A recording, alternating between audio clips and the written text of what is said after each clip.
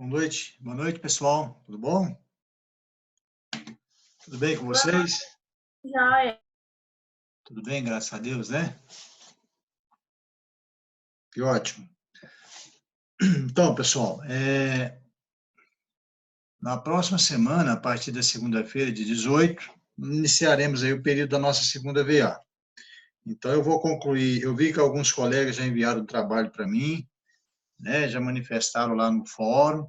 Eu falei para vocês, então, que pode encaminhar para o meu e-mail, tá? E lá no fórum, é só fazer um breve comentário, não é para copiar o trabalho, como eu já falei na aula passada, todo o trabalho e colocá-lo no fórum do AVA, não. Não tem essa necessidade, não. Lá eu só quero um simples comentário de vocês, uma característica, uma comparação que vocês identificaram nesse estudo que vocês pesquisaram aí sobre os tipos de sociedade. Agora, o trabalho é para fazer, encaminhar para aquele e-mail, tá bom? E o prazo que eu dei para vocês, pode me enviar para mim pode ser até sexta-feira dessa semana, não tem nada não, tá bom? Tudo bem?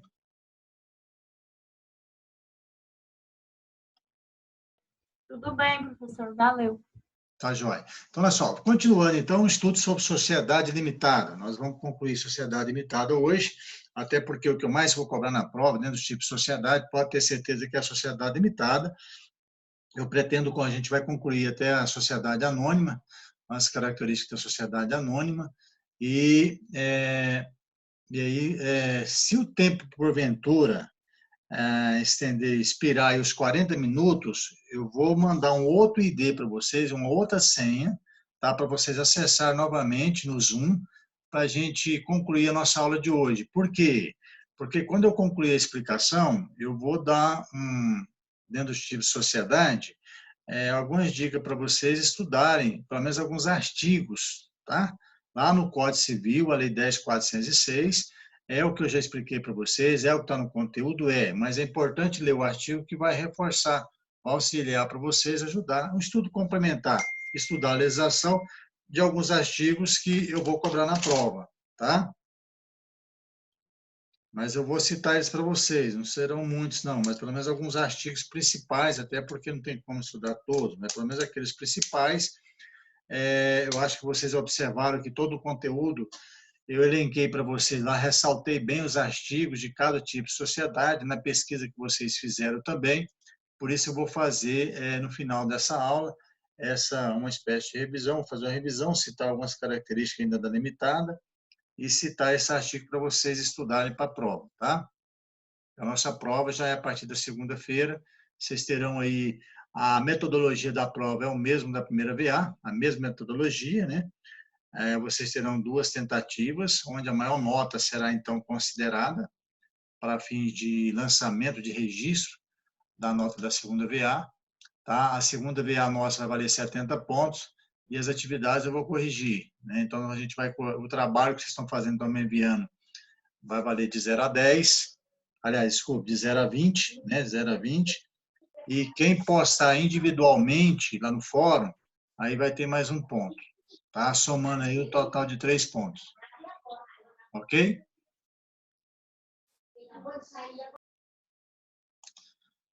Tudo bem? Ótimo. Então, e no final também, se não der dentro desse primeiro tempo de aula, assim que eu abrir o segundo tempo, né, acho que mais uns 15, 20 minutos a gente consegue concluir, tá? Eu deixo aberto para algum questionamento, alguma pergunta, se alguém tiver alguma dúvida, tá? Tanto com relação ao trabalho, com relação ao conteúdo também, mas depois que eu concluir a explicação e também citar alguns artigos para vocês estudarem para a prova, tudo bem? Tá bom. Não, repete, por favor, sobre o trabalho, porque eu não escutei. No final da aula eu vou voltar a falar sobre o trabalho, tá bom? Deixa eu seguir no conteúdo aqui, pode ficar tranquilo que eu vou voltar e vou explicar para vocês aí, tá bom? Tá bem, obrigada. Então tá bom, pode ficar tranquilo. Então, olha só, pessoal, na sociedade limitada, nós vimos o quê?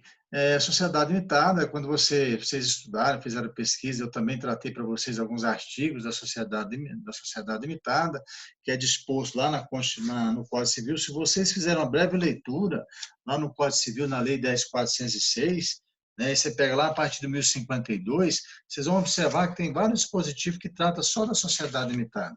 Porque a sociedade limitada, então, é mais assim comum, como eu falei, né? É um tipo de sociedade diferenciada, é um tipo de sociedade mais buscada, mais procurada, para determinado tipo de pessoas que têm interesse de construir esse tipo de sociedade, né? E as pessoas que têm interesse de construir a sociedade não é só a pessoa física, aquilo que eu falei para vocês, que eu já comentei, né? Será que uma pessoa jurídica ela pode ter uma cota do capital da sociedade? Ela pode adquirir cota de capital social de outra sociedade? Ela pode adquirir uma ação de uma SA? Pode, né? Claro, porque nós vimos que a pessoa jurídica, ela adquirindo a personalidade jurídica dela, ela tem direitos e deveres. Então, como direitos, ela pode ter o quê? Propriedade, ela pode ter bens, né? Ela pode ter direitos. Que direitos é esse? Direitos a algum determinado título, né? Direitos a um determinado tipo de investimento, e esses títulos são títulos de crédito, né? Ações, por exemplo, né? Algum investimento que a pessoa jurídica, porventura, faça aí no decorrer da sua atividade econômica, né? Então, ou seja, ela adquire direitos, sim, né? Assim como também qualquer pessoa física. Então, a pessoa jurídica ela pode, sim, adquirir, pode fazer parte do quadro societário de uma determinada sociedade limitada, tá? Ela pode ser acionista de uma SA, uma pessoa jurídica, né? Pode, então, adquirir uma cota do capital social. É lógico que ela, enquanto pessoa jurídica, aquilo que nós já vimos lá no estudo de empresa, de pessoa jurídica, ela tem uma existência legal, né? Ela é abstrata, mas tem existência legal, jurídica, reconhecida pela legislação societária, né? Mas, enquanto pessoa jurídica, então, ela tem sua autonomia, né? Ela é um sujeito de direito, capaz de adquirir direitos e contrair obrigações, nós já vimos isso, né? Por isso que ela pode, então, fazer parte da sociedade. E é lógico que, se ela fazendo parte da sociedade, ela vai indicar algum representante, né? Pode ser o administrador dessa pessoa jurídica que vai tomar conta dos interesses, cuidar dos interesses dela, né? Enquanto sócio dessa outra determinada empresa, tá? Mas ela pode, sim, tá? Então, atenta a isso aí, que pode cair uma questão na prova. Uma pessoa jurídica, ela pode sim adquirir cota de capital social, ela pode ser acionista de uma sociedade anônima, tá? Ok. Então, nós vimos, então, que há um ponto importante da sociedade limitada, e a gente viu lá no artigo 1060, né, que a sociedade limitada é administrada por uma ou mais pessoas designadas no contrato social ou em ato separado. Então, nós vimos que, no parágrafo único, a administração atribuída no contrato a todos os sócios não se estende pleno direito aos que posteriormente adquiriram essa qualidade. Pois bem, então, o que significa isso? Que a sociedade limitada, então, a administração pode ser exercida por uma ou mais pessoas. E essa uma ou mais pessoas pode ser os sócios, tá? Ou um sócio ou os demais sócios que tiverem interesse. Isso que vai deliberar, a lei não define quem que vai ser o administrador. A lei dá o quê? Dá uma liberdade de direito, né? Para que essas pessoas que fazem parte da sociedade, elas possam, então, deliberar em contrato quem que vai ser o administrador da sociedade, quer seja um sócio, quer seja o demais sócios, tá? Ou então até uma pessoa fora do quadro societário, um terceiro estranho, né, ao quadro societário. Então, os sócios vão deliberar o quê? Vão votar, vão demonstrar o interesse, né, de contratar, de incluir, então, na sociedade um administrador que não é sócio, né, mas ele também tem responsabilidade, ele tem suas obrigações enquanto administrador da sociedade. É lógico que é diferente do sócio, mas ele terá. E aí o contrato social, que é averbado na junta comercial, tem que estar o quê? Elencado, né? Uma cláusula específica sobre a administração da sociedade. Tá bom? Bem, então, seguindo então os tópicos lá daquele material nosso, dos slides, né, que eu selecionei para vocês, a gente viu então sobre a limitação da responsabilidade do sócio. Vimos que aquele sócio que não integralizar o capital social, ele poderá ser declarado um sócio remisso. Sócio remisso é aquele inadimplente, né? E ele ficando inadimplente por mais de 30 dias, lembra bem, por mais de 30 dias, né? Se ele não cumprir com a obrigação de integralizar a quota parte do capital social, ele poderá ser expulso da sociedade. O que é expulso da sociedade? É excluído. Essa cota dele, então, é lógico, pessoal, que isso aí não vai ser mero acordo, né? Isso aí já vai gerar um conflito de interesse, né? Então, o sócio defendendo o interesse dele na sociedade, o outro poderá se sentir, às vezes, prejudicado, achando que está sendo prejudicado, e aí pode gerar o quê? Uma demanda judicial. E judicialmente o juiz que vai entendendo a situação, né, analisando juridicamente, legalmente o caso, né, poderá então decretar em sentença a expulsão desse sócio da sociedade, e essa cota parte do capital social poderá ser desmembrada entre os demais sócios, às vezes adquirida por um sócio só, tá? Isso vai depender de cada caso concreto, né, e por mera definição dos sócios que continuarão na empresa, né, cuja natureza jurídica dela é sociedade limitada, tá? Então, a natureza jurídica desse tipo de sociedade que nós estamos estudando é a natureza, sociedade limitada, tá?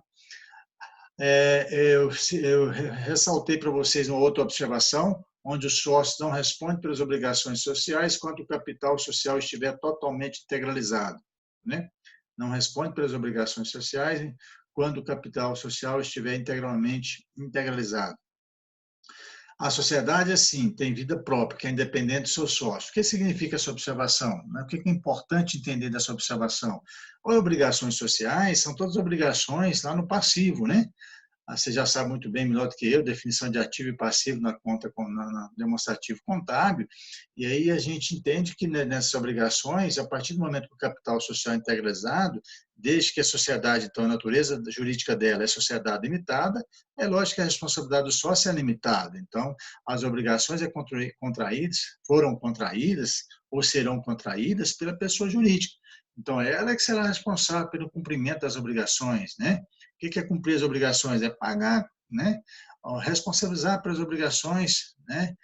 Quer seja uma dívida contraída contra o fornecedor, dívida tributária, dívida previdenciária, dívida trabalhista dos seus empregados, tá? E etc. Mas são situações que poderão ocorrer dentro desse quadro, dentro dessa atuação, vamos dizer assim, jurídica desse tipo de sociedade, tá bom? A característica que nós vimos da contratualidade, vimos que tem legislação própria, a legislação própria está lá na Lei 10.406 de 2002, que é o Código Civil, que vai desde o artigo 1052 até 1087. Vimos que o capital social, então, é dividido em cotas, iguais ou desiguais, tá? Lembre-se disso, pode ser iguais ou desiguais, não tem necessidade, não tem uma obrigação legal. A lei não estabelece que as cotas do capital social têm que ser igualmente, né? Quem vai definir isso é o sócio, tá? Então, os sócios que vão definir isso, não é a sociedade, não é o sócio, não é eu, você. Então, o sócio, é lógico que num comum acordo vai ser definido entre os sócios, né? Cada um demonstrando interesse nessa constituição do capital social. Está lá no artigo 1055 das cotas do capital social, que nós já vimos na aula passada, só estou ressaltando aqui para relembrar dentro dessa continuidade de nossos estudos. Então, as cotas representam a participação do sócio na sociedade, sim, né? O sócio responde pela formação do capital social, nós vimos que a subscrição significa que ele não integralizou e não pagou ainda, e não cumpriu com a obrigação de pagar, de integralizar a cota parte do capital social, ele só assumiu um compromisso. A subscrição, capital subscrito, subscrever o capital social, nada mais é do que assumir um compromisso perante a sociedade, perante a pessoa jurídica, perante a sociedade limitada, perante o sócio, de integralizar a minha cota do capital social. Isso é subscrever, né? Capital subscrito é isso. Agora, integralizado, não, já cumpri com a minha obrigação de pagar, né? Quer seja por bens ou dinheiro, né? O pecúnia, dinheiro. Né? Lembre-se que nós vimos que o Código Civil não prevê, veda, inclusive, quando veda, proíbe, né? O contrato social de uma sociedade limitada, não poderei colocar lá que a minha cota de capital social será, a minha participação do capital social será com base em prestação de serviços, tá? Ok, então, veja bem, está lá no artigo 1055, parágrafo 2º, é vedada a contribuição que consista em prestação de serviço. Ou seja, é vedado o quê? A contribuição de quê? Da cota que vai fazer da minha participação do capital social, da constituição do capital social. Tá? Pois bem, agora o valor, eu falei na aula passada também que a lei não estabelece um limite de valor, né? A sociedade não tem limite máximo também de integrantes na sociedade. Quem vai definir vai ser os interessados, informar esse tipo de sociedade, tá? Ok, então, ó, seguindo, a gente viu que a sociedade ela tem que realizar uma assembleia, pelo menos a lei trata pela mesma vez no artigo 1078, depois eu vou citar alguns artigos para vocês, mas só ressaltando aqui, ó, 1078, a Assembleia dos Sócios deve realizar ao menos uma vez por ano, nos 4 meses seguintes ao término do exercício social. Então, geralmente, quando encerra o exercício financeiro, 31 de dezembro de cada ano, de cada exercício financeiro, vocês sabem, né? Inicia 1º de janeiro e encerra dia 31 de dezembro, né? Só que quando encerra 31 de dezembro, ou seja, você é contador, quem é contador, né? Que é responsável aí para essa escrituração contábil da empresa, encerrou 31 de dezembro, não vai encerrar ali todo esse demonstrativo contábil, essa prestação de contas, né? Então, se a lei estabelece um prazo aí, ó, dentro dos 4 meses seguintes ao término do exercício social, com o objetivo de, aí vem elencado aqui alguns incisos, né? Tomar conta dos administradores, deliberar sobre o balanço patrimonial, do resultado econômico, artigo 1078, faça uma leitura dele. Designar administradores, tratar de qualquer outro assunto. Então, ou seja, é uma assembleia, uma reunião que é feita para tratar sobre o fechamento do exercício financeiro anterior. Então, geralmente, as empresas, a sociedade limitada, as sociedades anônimas e também as entidades sem fins lucrativos, ela apresenta o balanço, aí, geralmente o fechamento, até 30 de abril. Né? Então, fica janeiro, fevereiro, março, até abril aí para fechar. Né? Então, a lei trata desses 4 meses. Agora, em face dessa pandemia aí, né, dessa situação que nós estamos convivendo aí, houve uma prorrogação, uma postergação de várias obrigações, né, acessórias por parte da empresa também. Uma das obrigações, da prorrogação das obrigações acessórias, é justamente essa questão, né, prorrogou especificamente da SA, mas que cabe estendendo para os tipos de sociedade, para as associações, as fundações também, de prestação de contas, né? Que o encerramento é até 30 de abril, encerrando a prestação de contas do exercício financeiro anterior, ou seja, uma obrigação que tem de prestar conta para a sociedade em assembleia, né, demonstrando aí o balanço patrimonial, o demonstrativo contábil, né, se houve superávit, déficit, outros assuntos deliberados nessas assembleias, né? Então, para fechar o exercício financeiro anterior, tá certo? E foi prorrogado agora, para, se não me engano, acho que para 6 meses, né? Até 6 meses e até voltar aí à normalidade, que as pessoas puderem se reunir, então. Então, nem foi liberada ainda essa reunião por acesso remoto. Então, está suspenso, aliás, suspenso não, prorrogou para mais 6 meses aí, né? Para encerrar o exercício financeiro anterior. Deu mais um fôlego aí para a contabilidade das empresas, né? Da sociedade limitada, principalmente das SA, das empresas maiores, né, de grande porte, vamos dizer assim, né? As associações e fundações também, né? No caso da Associação Educativa Evangélica, que é uma também que a gente passando por isso também. Então, está no artigo 1078, trata da questão da Assembleia. Tá? Eu falei sobre o nome empresarial, é bem simples, a questão da constituição do nome empresarial, que pode ser firma ou denominação social da sociedade limitada. Nós sabemos muito bem que tem que ser acompanhado daquela expressão LTDA ou limitada. Tem aluno que pergunta para mim, professor, mas precisa ser só a sigla, pode ser, ou seja, precisa ser abreviada, né? Ou não, tanto faz, né? A junta comercial não vai indeferir um contrato social, pedir para você retificar um contrato social, retificar o nome empresarial. Se você colocar no final do contrato social do nome empresarial, desse tipo de pessoa jurídica, LTDA ou limitada. Bom, a administração, então, eu coloquei para vocês. Tá. Importante, ó, da administração que eu falei na aula passada, e eu quero ressaltar aqui, para quem não participou da aula passada, ou deve ter assistido ao vídeo aula que eu gravei com vocês, tá? É que, no caso do administrador não sócio, se dará por unanimidade quando o capital estiver integralizado, né? E por 2/3 quando estiver todo integralizado. O que significa isso? Está lá no Código Civil, a partir do artigo 1060. Então, o que significa dizer o seguinte, que enquanto se o capital estiver totalmente integralizado por todos os sócios participantes da sociedade, pessoal, basta 2/3 da votação em assembleia, tá? Não precisa ser unânime, né? Tem, sei lá, 10 sócios, 10 tem que votar pela deliberação para que seja definido quem que vai ser o administrador da sociedade nesse exercício financeiro de 2020. Não. Né? Se tiver o capital totalmente integralizado, não. Isso é o que trata o Código Civil no artigo 1061 do Código Civil. Tá? Está lá no artigo 1061. Agora, se ele tiver integralizado. Agora, se não tiver integralizado, uma ou outra ainda está só com capital subscrito, tá? Aí depende, aí tem que ser unânime.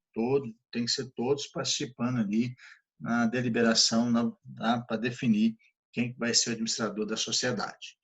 Pois bem,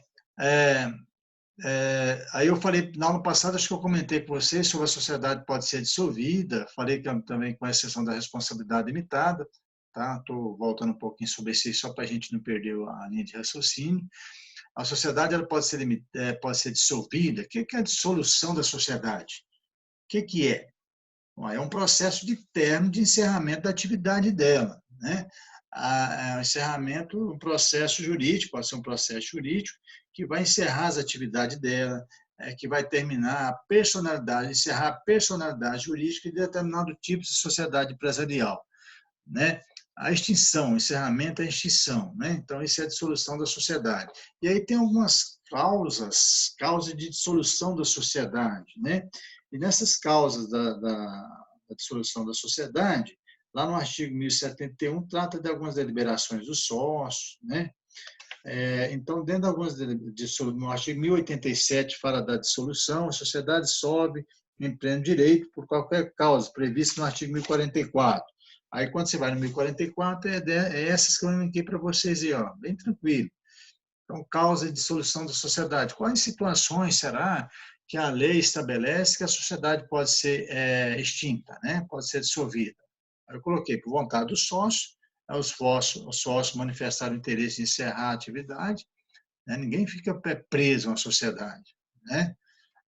Se ele não tem vontade de continuar mais, se algum conflito gerou algum conflito e não tiver interesse, né? Então o sócio ele sai da sociedade ou então eles se unem lá em conversa, né?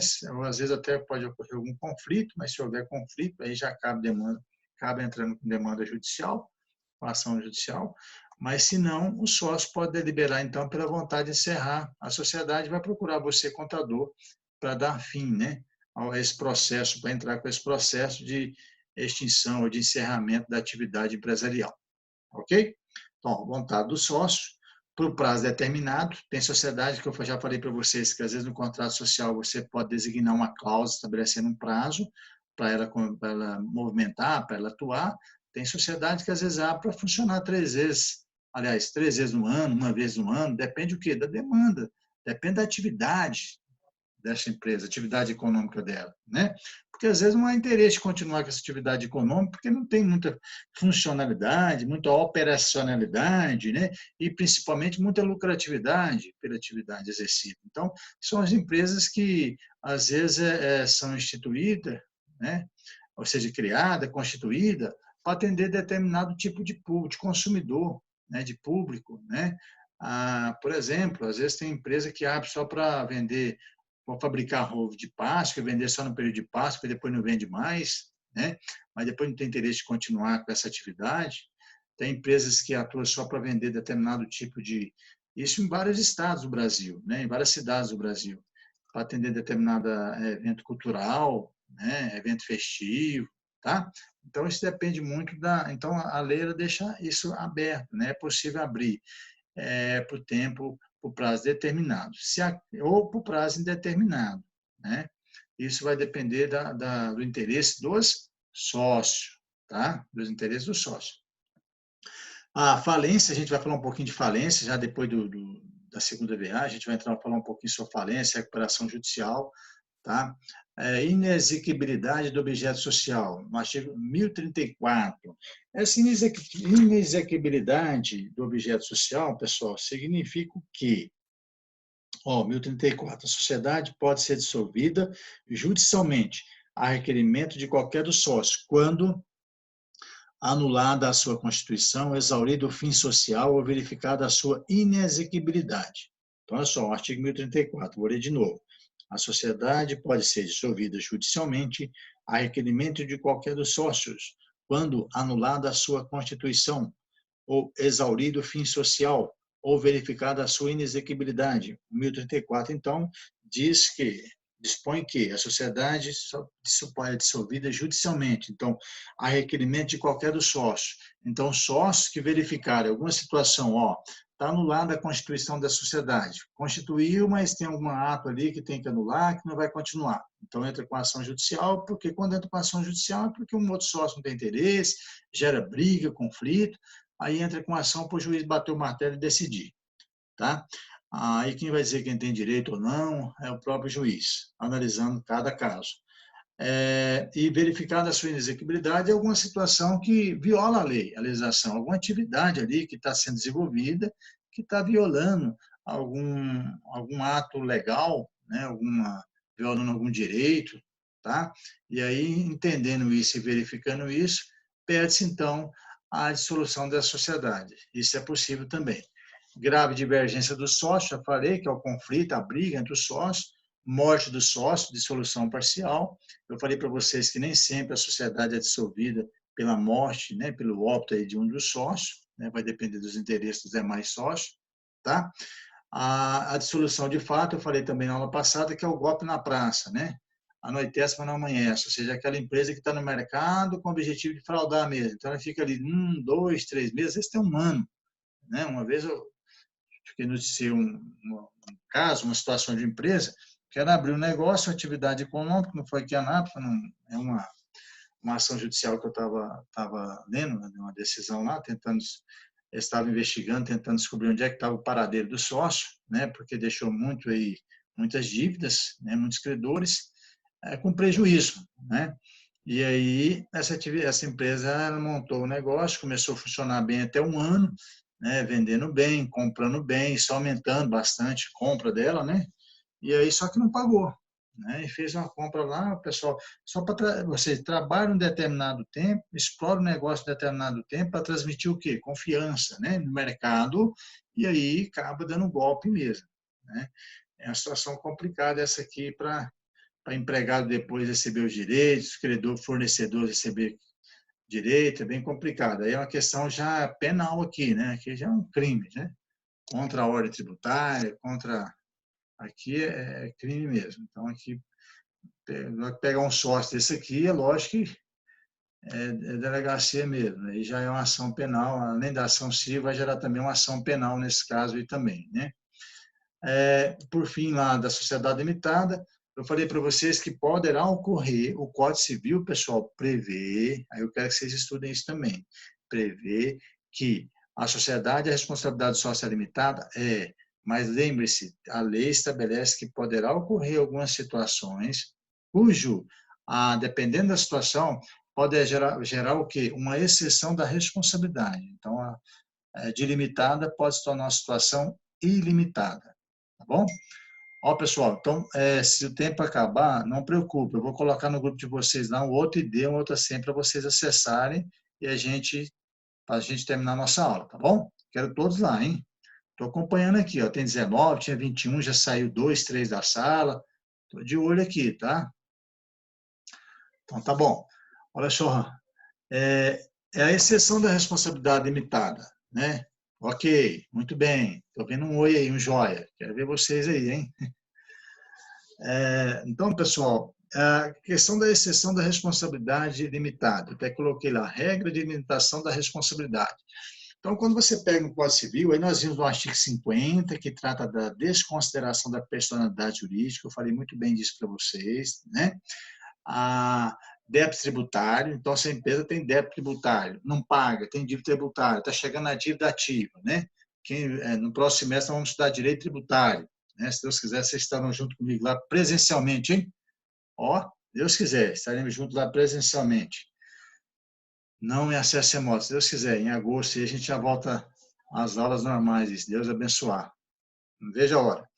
Então, olha só, desconsideração da personalidade jurídica, débito tributário. Então, nós vamos estudar também, lá no direito tributário, e aí só adiantando um pouquinho para vocês, que é lógico, se a empresa não pagou, pessoal, obrigações tributárias, não cumpriu com as obrigações previdenciárias tributárias, o fisco vem atrás. O fisco representa quem? O credor. Quem que é o credor da empresa?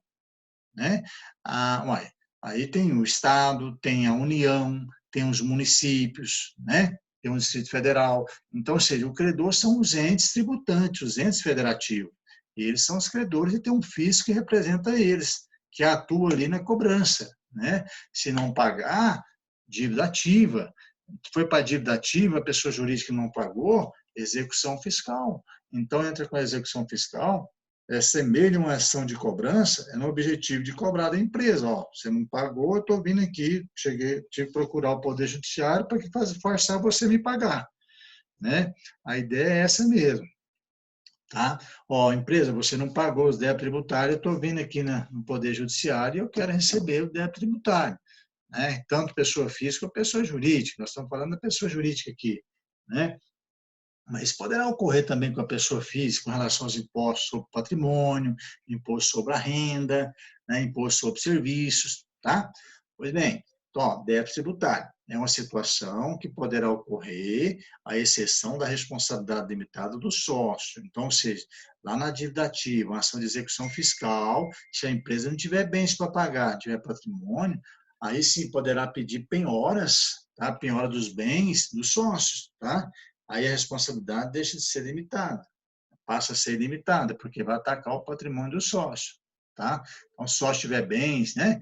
Tiver fazenda, tiver chácara de lazer, né? Tiver veículos, né? Tiver vários imóveis, tiver dinheiro em conta, opa, esse aí é o patrimônio que o fisco quer.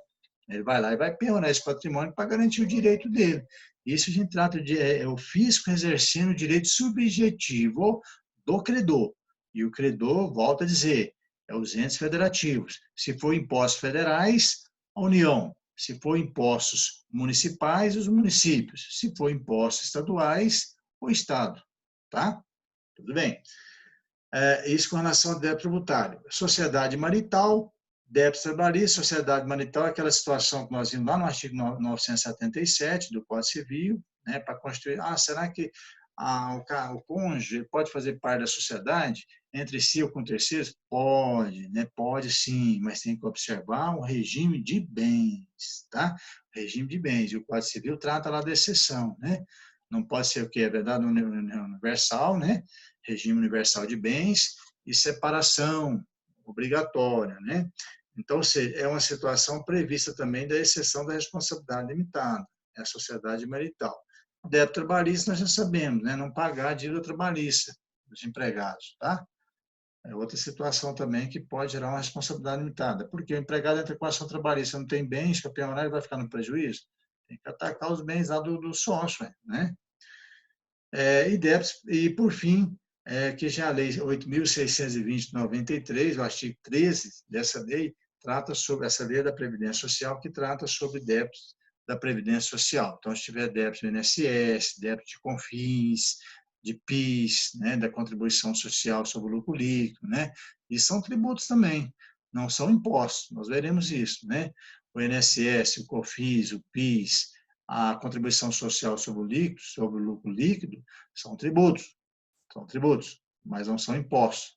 Tá? A gente vai entender isso no próximo mês, essa diferença, mas são tributos. Então, se tiver essa dívida tributária, né, lógico que poderá ocorrer, então, a exceção da responsabilidade limitada do sócio. Tá? Ok. Então, aí a gente, por fim, a última sociedade, então, que nós veremos na aula de hoje, antes de eu entrar na parte, então, dos artigos que eu vou citar para vocês para a prova, o tempo nosso está encerrando aqui, daqui a pouco eu vou mandar outra ideia para vocês. Mais uns 20 minutinhos a gente consegue concluir. Nós estamos com 36 minutos de aula, tá? E aí eu quero todos aqui, como eu falei, tá bom? Daqui a pouquinho eu mando para vocês aí. É coisa rápida, tá? É um bate e volta bem rapidinho. Então, mas antes de encerrar o tempo, aproveitando que a gente tem, a sociedade anônima. O que é uma sociedade anônima? É uma sociedade empresarial ou não empresarial? Né?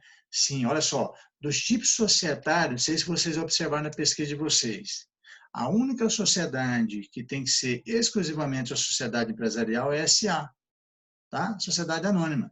Os outros tipos de sociedade, não necessariamente, não obrigatoriamente, precisa ser sociedade empresarial. Uma sociedade limitada, por exemplo, pode ser uma sociedade empresarial ou não empresarial, pode ou não pode? Pode. Uma sociedade de advogados, profissional liberal, uma sociedade de médico, né? Uma sociedade de veterinários, de arquitetos, de engenheiros, né? São profissionais liberais, que exercem atividade econômica não empresarial, de natureza intelectual, científica ou literária, lembra? Lá no artigo 966 do parágrafo único, né? Então, esse tipo de atividade pode constituir uma sociedade, sim, né? Lógico que vai ser registrado lá na junta comercial, tá? Mas vai adquirir o registro do ato constitutivo, que é o contrato social, né? A atividade dele é diferente, a natureza jurídica dessa atividade é diferente, né? Mas pode ser, sim, uma sociedade limitada. Já a SA, não. A sociedade anônima é a única sociedade que tem essa atividade dela, tem que ser única e exclusivamente empresarial, tá? Então, a pessoa jurídica é o conceito que eu defini para vocês lá. É a pessoa jurídica de direito definida como empresária, olha lá, tá vendo? Uma sociedade de capital e seus títulos, ações são livres para negociação, tá? Ok. E está lá no artigo, e aí você pode até me perguntar, professor, por que o Código Civil ele só traz para nós 2 artigos da sociedade anônima? Porque a sociedade anônima, pessoal, é pela complexidade da sociedade anônima, pela complexidade de regular a sociedade anônima, ela tem uma lei exclusivamente só para ela, né? Uma lei específica para ela. Então, quem quiser aprofundar o estudo da sociedade anônima, tá? Tem que estudar a Lei 6.404, de 1976. Então, ela é uma lei específica, ela dispõe exclusivamente, desde o conceito, a definição da sociedade anônima, tá? Sobre a regulamentação, a constituição da sociedade anônima, tá? A participação dos acionistas, do administrador da sociedade, tá? Quem faz parte do conselho fiscal, o conselho administrativo, como que é constituído, né? O conselho fiscal, o conselho administrativo, tá? Então, assim, só para vocês verem a complexidade da SA. Então, a sociedade anônima é uma sociedade mais complexa, uma sociedade que tem mais movimentação, né? Com certeza a escrituração dela é bem mais complexa para quem é contador, vocês contadores, né? Quando estiver administrando, né? Escriturando em uma sociedade anônima, vocês vão entender e compreender, né? A complexidade, então, da escrituração da SA, que é bem diferenciada da sociedade limitada, tá? Então, por isso que a sociedade, então, a pessoa jurídica, a SA, é uma pessoa jurídica, e lembre-se, é a única sociedade que a atividade dela é exclusivamente empresarial, tá? E é importante dessa sociedade anônima é saber o seguinte, que ela também, o registro dela, o ato constitutivo dela, deve ser registrado onde? Na junta comercial, mas principalmente, pessoal, a sociedade anônima, ela é registrada também na CVM. O que é a CVM? A CVM é a Comissão de Valores Mobiliários. CVM é um órgão federal, tá, ligado ao governo federal, né? É vinculado hoje ao Ministério da Economia, Desenvolvimento e Economia, tá? É encarregado pela Lei de